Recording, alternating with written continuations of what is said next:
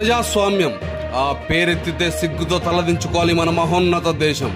ప్రజలచే ప్రజల కొరకు ప్రజలు నిర్మించుకున్న అతి పెద్ద లిఖిత పూర్వక రాజ్యాంగం కలిగిన మన దేశ సార్వభౌమత్వం ఈ ప్రజాస్వామ్యం.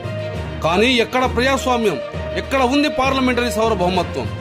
సంస్థాగత ఎన్నికల నుండి సార్వత్రిక ఎన్నికల వరకు ప్రజలే ప్రభువులుగా, ప్రజాస్వామ్యమే దేవాలయంగా నిర్మాణమైన ఈ సార్వభౌమిక స్వరాజ్యంలో ప్రజల పాత్ర ఎంత, ప్రజల కంచాల మిగిలిన కూడెంత?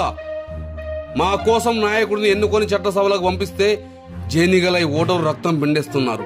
రంగు జెండాల నడుమ రాజ్యహింసను ప్రేరేపిస్తూ మాలో మాకే తగులు పెట్టే రాక్షసులై రాజ్యం ఏలుతున్నారు.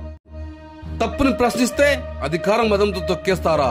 రాజ్యాంగంలో హక్కులు అడిగితే రాజద్రోహం వంటి కేసులు పెడతారా?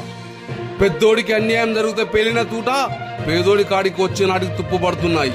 ధనుకుల గళ్లలో వేల కోట్లు, పేదోడి ఇళ్లలో బకాయిల నోటీసులు. ఇదేనా ప్రజాస్వామ్యం? ఇదేనా నా సార్వభౌమిక దేశం? అవినీతి పాలనకు రోజు రోజు రెక్కలు వస్తుంటే ఆకలి కడుపులు నిండేదన్నాడు. ముందు వరుసలో ఉన్న నాయకుడి గడిసె నిండితే వెనకబడిన వర్గాల ప్రజలకు పథకాలు అందునన్నాడు. 100లో 10 ఇస్తే రిజర్వేషన్లా, 100కి 90 ఎక్కితే రాజ్యాధికారమా? ఇదేనా నా ప్రజాస్వామ్యం? ఇదేనా నా దేశ సార్వభౌమత్వం?